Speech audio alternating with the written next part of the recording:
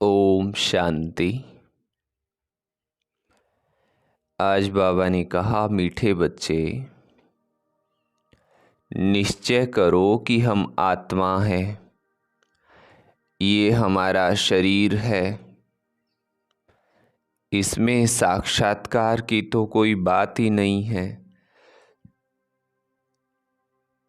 आत्मा का साक्षात्कार भी हो तो भी समझ तो नहीं सकेंगे ना, क्योंकि आत्मा पॉइंट ऑफ लाइट बिंदी है, एक प्रकाश का कण जैसे। समझने के लिए शब्द प्रयोग में लाते कि प्रकाश का कण है, तो उसका साक्षात्कार भी हो जाएगा तो समझ तो नहीं पाएंगे ना। तो ज्ञान चाहिए पूरा डिटेल में। निश्चय हो, बाबा की याद हो और समझें तो वो अनुभव में भी आवे। प्रश्न है आज की वाणी से, बाबा की किस श्रीमत पर चलने से गर्भ जेल की सजाओं से छूट सकते हैं? उत्तर है, बाबा की श्रीमत है बच्चे, नष्टो मोहा बनो। एक बाप दूसरा न कोई, तुम सिर्फ मुझे याद करो और बाबा को याद भी करो। और दूसरी क्या बात, कोई भी पाप कर्म ना करो तो गर्भ जेल की सजाओं से छूट जाएंगे। गर्भ जेल की सजाओं से छूटने की क्यों बात बाबा ने समझाई? क्योंकि नष्टो मोहा नहीं बनेंगे, देह में प्यार होगा तो फिर जा कर के जन्म लेना पड़ेगा। तो बाबा कहे नष्टो मोहा बनना। यहाँ तुम जन्म जन्मांतर पिंजरे के पंछी बनते आए, अब बाबा आए हैं उन सजाओं से बचाने। सतयुग में गर्भ जेल होता नहीं है। ओम शांति। रूहानी बाबा रूहानी बच्चों को समझाते हैं आत्मा क्या है और उनका पिता परमात्मा कौन है। इसे फिर से समझाते हैं क्योंकि ये तो है पतित दुनिया। पतित हमेशा बेसमझ होते हैं, पावन दुनिया समझदार होती है। भारत पावन दुनिया अर्थात देवी देवताओं का राज्य था। इन लक्ष्मी नारायण का राज्य था। बड़े धनवान सुखी थे, परंतु भारतवासी इन बातों को समझते नहीं हैं। बाबा परम पिता अथवा रचता कोई नहीं जानते हैं। मनुष्य ही जान सकते हैं ना, पशु पंछी तो नहीं जानेंगे ना। याद भी करते हैं, हे परम पिता परमात्मा। वो पारलौकिक पिता है ना। आत्मा याद करती है अपने परम पिता परमात्मा को। इस शरीर को जन्म देने वाला तो लौकिक पिता है और वो पारलौकिक परम पिता परमात्मा और वो परम पिता परमात्मा है पारलौकिक फादर, आत्माओं का पिता। शिव बाबा है आत्माओं का पिता। मनुष्य लक्ष्मी नारायण की पूजा करते हैं, समझते भी हैं कि ये सतयुग में थे और राम सीता त्रेता में थे। बाबा आकर समझाते हैं, बच्चे तुम मुझ पारलौकिक बाप को जन्म जन्मांतर याद करते आए हो। परम पिता परमात्मा तो जरूर निराकार हुआ ना, क्योंकि अजन्मा कहते हैं, अजन्मा। हमारी आत्मा भी निराकार है ना, यहाँ आकर साकार बनी है। ये थोड़ी सी बात भी कोई की बुद्धि में नहीं आती है। वो तुम्हारा बेहद का बाबा रचयिता है। पुकारते हैं तुम मात पिता हम बालक तेरे। आपके हम बनते हैं तो हम स्वर्ग के मालिक बनते हैं, और फिर आपको भूलने से नरक के मालिक बन जाते हैं। कमाल की बात है।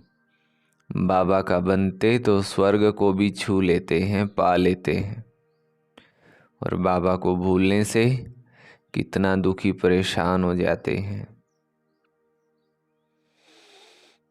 तो बाबा कहते हैं, अभी वो बाबा इन द्वारा बैठ समझाते हैं, मैं रचयिता हूँ, ये मेरी रचना है, जिसका राज तुमको समझाता हूँ। ये भी समझ जाते हैं, बाबा ब्रह्मा बाबा भी समझ जाते हैं। आत्मा को किसी ने भी देखा नहीं है, फिर क्यों कहते हैं अहम आत्मा? ये तो समझते हैं ना, अहम आत्मा एक शरीर छोड़ दूसरा लेती हूँ। महान आत्मा, पुण्य आत्मा कहते हैं ना। निश्चय करते हैं हम आत्मा हैं, ये हमारा शरीर है। पहला पाठ बाबा ने यही पढ़ाया। तो ये निश्चय हमें एकदम दृढ़ पक्का करना है, इसमें ही कमी रहती है। शरीर विनाशी है, आत्मा अविनाशी है। अगर आत्मा का अविनाशीपना अनुभव में आ जाए, फिर तो अविनाशी चीज़ से ही हमारा प्रेम हो जाए। और अगर आत्मा का अविनाशीपना समझ में जब तक नहीं आ रहा है, तब तक हम देह में लटके पड़े। उस परम पिता परमात्मा की संतान है। कितनी सहज बात है, परंतु अच्छे अच्छे बुद्धिवान समझ नहीं सकते। माया ने बुद्धि को ताला लगा दिया है। तुमको अपनी आत्मा का ही साक्षात्कार नहीं होता है। आत्मा ही अनेक जन्म लेती है ना। हर जन्म में पिता बदलता जाता है। तुम अपने को आत्मा निश्चय क्यों नहीं करते हो? कहते हैं आत्मा का साक्षात्कार हो। अरे इतने जन्म कोई को बोला था क्या कि आत्मा का साक्षात्कार हो? जब तक बाबा का नहीं बने हैं तो कुछ भी सुनाते जाओ, सत्य वचन महाराज करते रहेंगे। और बाबा आकर के कहते बच्चे तुम आत्मा हो, तो कहेंगे पहले साक्षात्कार कराओ। कमाल है। कोई कोई को आत्मा का साक्षात्कार होता भी है, परंतु समझ तो नहीं सकते ना। बाबा को तुम जानते हो, बेहद के बाबा बगैर आत्माओं को परमात्मा का साक्षात्कार भी कोई करा नहीं सकता। कहते हैं हे भगवान, तो पिता हुआ ना। तुमको दो पिता हैं। एक तो है विनाशी शरीर को जन्म देने वाला विनाशी पिता, माना वो तो एक जन्म के लिए, और कितने वर्ष है वो भी पता नहीं। किसी किसी का पिता तो जन्म लेने से पहले ही चोला छोड़ जाते हैं, तो विनाशी हुआ ना, माना लिमिटेड हुआ। दूसरा है अविनाशी आत्माओं का अविनाशी बाबा, शिव बाबा।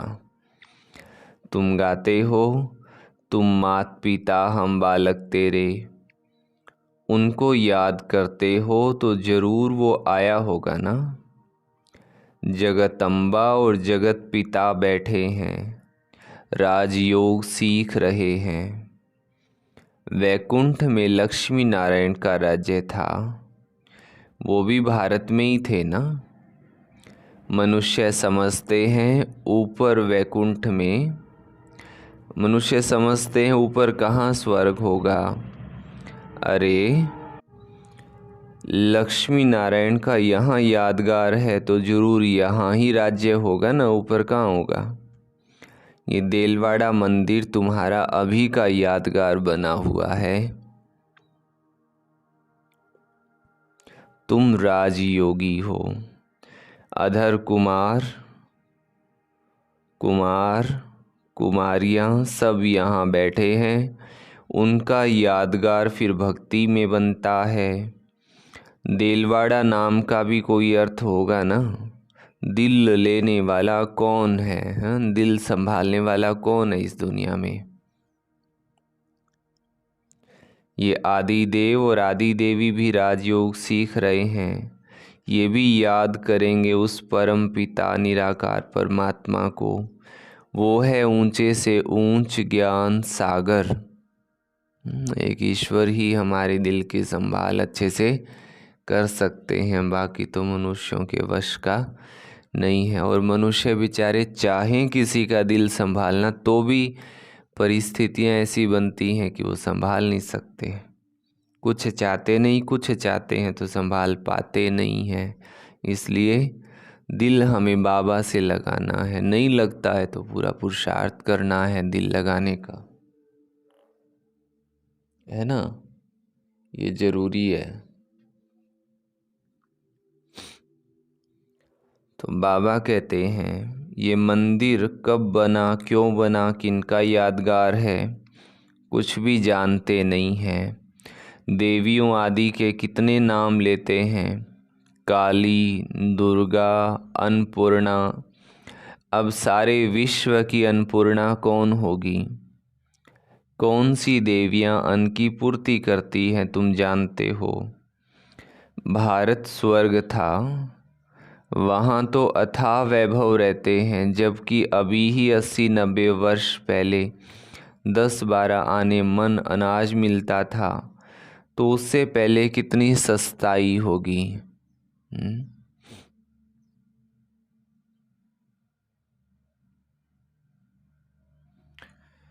सतयुग में तो अनाज आदि बहुत सस्ता और अच्छा होता है, परंतु ये भी कोई समझते नहीं है।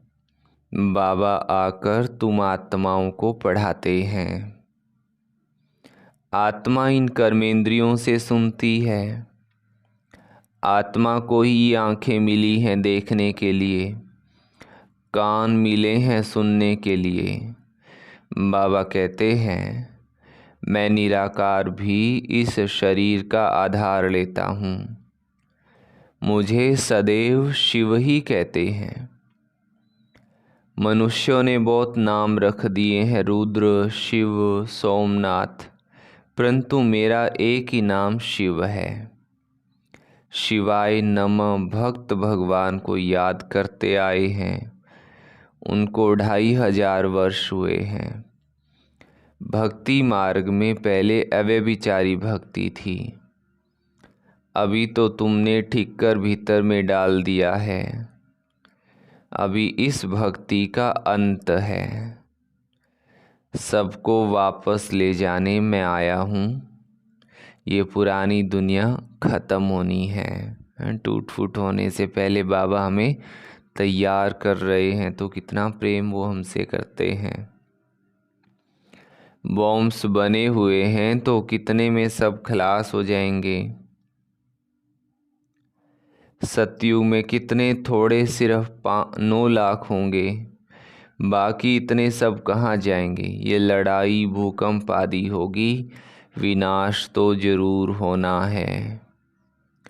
ये है प्रजापिता। कितने ब्रह्मा कुमार कुमारियां हैं। फिर ब्रह्मा का बाबा कौन? निराकार शिव बाबा। हम उनके पोत्रे पोत्रियां हैं। शिव बाबा से हम वर्षा लेते हैं, तो हमें ब्रह्मा बाबा को ही याद करना है। किसे याद करना है? अच्छा, ब्रह्मा बाबा को नहीं करना, ठीक है। तो हमें उनको ही, माना शिव बाबा को ही याद करना है। जागते रहो। याद से ही पापों का बोझा उतरेगा। तुम जानते हो ये है ही विशेष पतित दुनिया। सतयुग है वाइसलेस दुनिया, वहाँ विकार नहीं होता है। कायदे अनुसार एक ही बच्चा होता है, कभी अकाली मृत्यु नहीं होती है ही सुख धाम। यहाँ तो कितना दुख है, परंतु ये बातें कोई भी जानते नहीं हैं। गीता सुनाते हैं, श्रीमद् भगवत गीता भगवानुवाच। अच्छा, भगवान कौन है? कह देते हैं श्री कृष्ण। अरे वो तो छोटा बच्चा है, वो कैसे राजयोग सिखलाएगा? उस समय पतित दुनिया थोड़ी ही है। सदगति के लिए राजयोग सिखलाने वाला तो यहाँ चाहिए ना। गीता में लिखा हुआ भी है, रुद्र गीता ज्ञान यज्ञ है। सदगति वाला तो हमें यहाँ चाहिए, है ना। जब बीमार होते हैं तभी डॉक्टर की ज़रूरत पड़ती है ना। तो अगर वहाँ डॉक्टर अवेलेबल हो तो बीमारी ठीक हो जाती है, नहीं तो रोगी मर भी पड़ते हैं। तो हमें यहाँ दुर्गति में पाए हुए हैं। गति समझो चाल। तो इस दुनिया में हमारी दुर्गति है। दुर्गति क्यों? क्योंकि सीधा काम करना चाहते हैं, परंतु पुण्य कर्म होते नहीं हैं और ही व्यर्थ कर्मों में फंसे रहते हैं। तो ये दुर्गति हुई ना, बुरी चाल हुई ना। तो यहाँ सदगति वाला हमें चाहिए।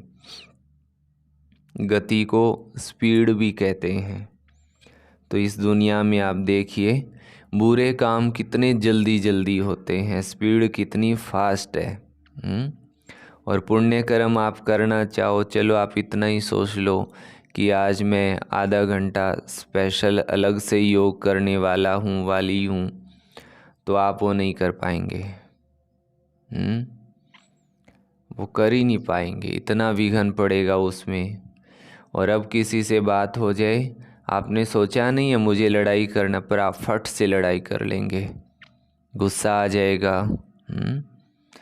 तो क्या हुआ? दुर्गति हुई ना, बुरे काम की चाल फास्ट हुई ना।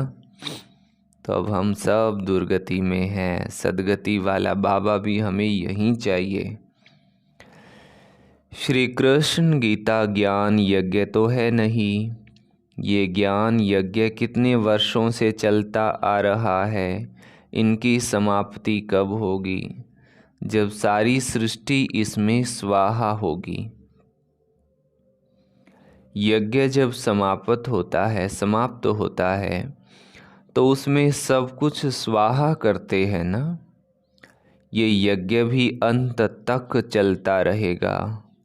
ये पुरानी दुनिया खत्म होने वाली है। बाबा कहते हैं, मैं कालों का काल हूँ, सबको लेने लिए आया हूँ। तुमको पढ़ा रहा हूँ कि तुम स्वर्ग के मालिक बनो। तुम जानते हो इस समय सभी मनुष्य मात्र हैं सदा दुर्भाग्यशाली। सतयुग में थे सदा सौभाग्यशाली। ये फर्क सबको समझाना है। अंतर पड़ गया ना। कहते हैं कोई ज़्यादा भक्ति भाव में रहता हो तो क्या कहेंगे, ये पुण्य आत्मा है, इन्होंने पुण्य कर्म किए हुए हैं। तो अगर इसके विपरीत देखें, जो भक्ति भाव में नहीं रहते हैं या ज्ञान ध्यान नहीं करते हैं, तो वो कौन सी आत्मा हुई? समझ में आया ना? दुर्भाग्यशाली हुए। यहाँ आते हैं तो अच्छी रीति समझते हैं, फिर घर जाते हैं तो सब खलास हो जाता है। जैसे गर्भ जेल में वायदा करके आते हैं, हम पाप नहीं करेंगे बाबा, बाहर निकलते हैं तो फिर पाप करने लग पड़ते हैं। पिंजरे के पंछी होते हैं ना, इस समय जो भी मनुष्य मात्र है सब पिंजरे के पंछी हैं। सॉरी।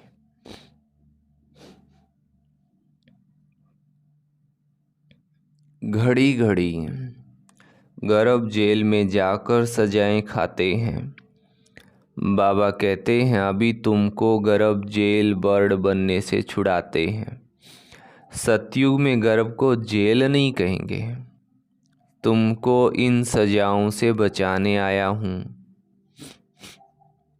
अब मुझे याद करो और कोई भी पाप कर्म नहीं करो। नष्टो मोहा बनो। गाते हैं मेरा तो एक दूसरा न कोई। ये कोई श्री कृष्ण की बात नहीं है। श्री कृष्ण तो 84 जन्म ले अब आकर ब्रह्मा बना है, फिर वही श्री कृष्ण बनना है, इसलिए इस शरीर में ही प्रवेश किया है। ये बना बनाया ड्रामा है। अभी भगवान ये सूर्यवंशी चंद्रवंशी राजधानी स्थापन कर रहे हैं। कोई लोग कहते हैं इनमें ही प्रवेश क्यों किया? कोई और बड़े बड़े संत बैठे उनमें प्रवेश क्यों नहीं किया? तो यहाँ समझने की बात, जो प्रश्न वाली बुद्धि होती है ना, वो हर बात में संशय उठाती है। अब किसी और संत महात्मा में प्रवेश कर लेते तब भी तो तुम यही पूछते कि इनमें ही क्यों आया। तो आप इनको ही क्यों कहते हो कि इनमें भगवान आए हैं? तो दूसरे में आता तो हम उनके लिए कहते कि इनमें भगवान आए हैं। हम तो जिसमें भगवान आए हैं उसके लिए ही तो कहेंगे ना इनमें भगवान आए। तो बाबा कहते हैं ये बना बनाया ड्रामा है, तुम्हारी भविष्य के लिए प्रारब्ध बनाते हैं। अभी तुम पुरुषार्थ कर अनेक जन्मों की प्रारब्ध बना रहे हो बेहद के बाबा द्वारा। जो बाबा स्वर्ग का रचयिता है, ये बातें समझने की हैं। ड्रामा में हर एक एक्टर का अपना अपना पार्ट है। इसमें हम क्यों रोए पीटे? हम जीते जी उस एक बाबा को याद करते हैं। इस शरीर की भी हमको परवाह नहीं है। ये पुराना शरीर छूटे और हम बाबा के पास जाएं। इस समय तुम भारत की कितनी सेवा करते हो।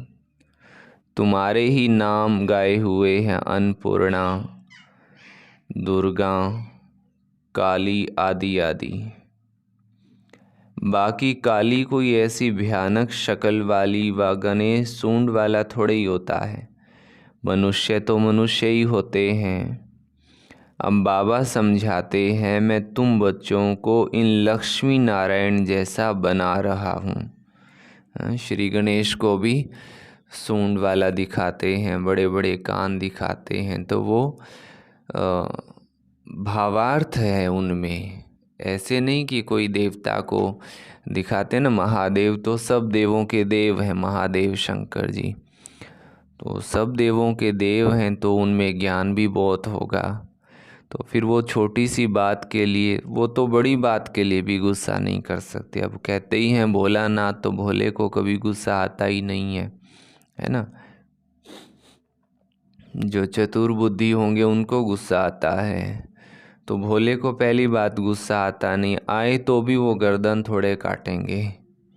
अच्छा वो भी हो गया चलो, परंतु कहते हैं कि हाथी का सिर लगाया। अब हाथी का सिर लगाने की क्या ज़रूरत थी? उसमें एक जीव की और हत्या जैसा काम हो बनता है ना। तो इससे अच्छा तो खुद का उनका सिर भी तो पास में ही पड़ा था, वही फिर से सेट कर देते। तो ये तो कहानी मात्र बना दी है, परंतु इसमें भावार्थ कुछ और है। अब बाबा समझाते हैं मैं तुम बच्चों को इन लक्ष्मी नारायण जैसा बना रहा हूँ। तुम निश्चय करो हम बाबा से वर्षा ले रहे हैं, फिर भविष्य में जाकर प्रिंस प्रिंसेस बनेंगे। बाबा जो स्वर्ग का रचयिता है उनको कोई भी नहीं जानते हैं। जगदम्बा को भी भूल गए हैं जिसका मंदिर बना हुआ है। अभी वो चैतन्य में बैठे हैं। कलयुग के बाद फिर सतयुग होना है। विनाश के लिए मनुष्य पूछते हैं अरे पहले तुम पढ़कर होशियार तो हो जाओ।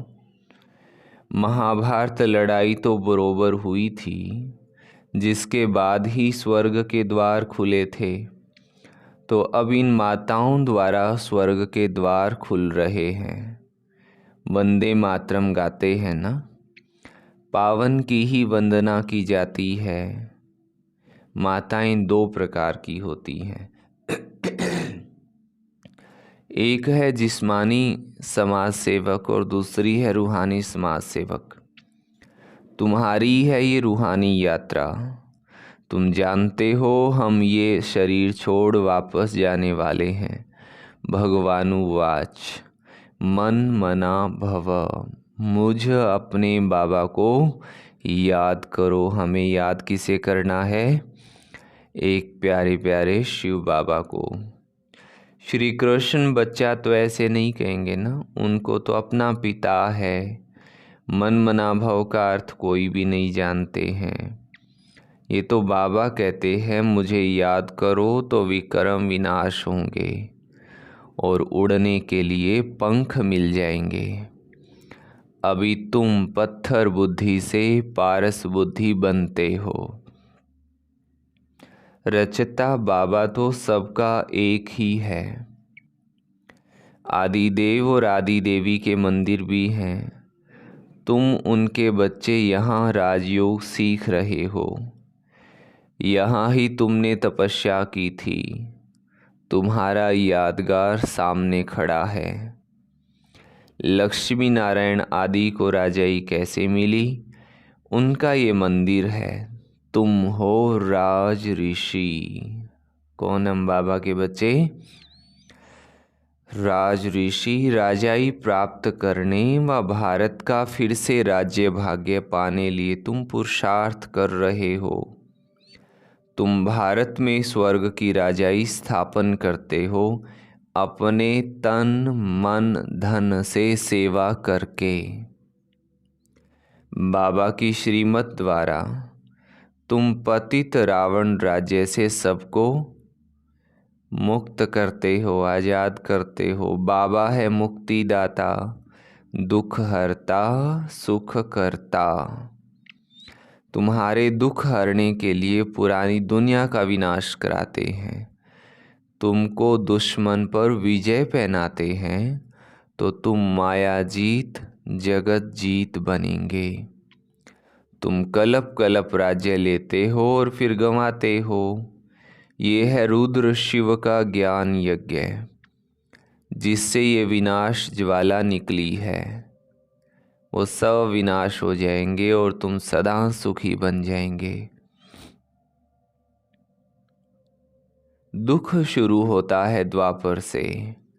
बाबा कहते हैं मैं आकर नरकवासियों को स्वर्गवासी बनाता हूँ। कलयुग है वैशाल्य, सतयुग है शिवालय। तुम बेहद के बाबा से स्वर्ग के मालिक बनते हो तो ये खुशी का पारा चढ़ना चाहिए ना। अच्छा, मीठे मीठे सिकिलधे बच्चों प्रति माता पिता बाप दादा का याद प्यार और गुड मॉर्निंग। रूहानी बाप की रूहानी बच्चों को नमस्ते। हम रूहानी बच्चों की रूहानी माता पिता बाप दादा का याद प्यार, गुड मॉर्निंग और नमस्ते। धारणा के लिए मुख्य सार का पहला पॉइंट।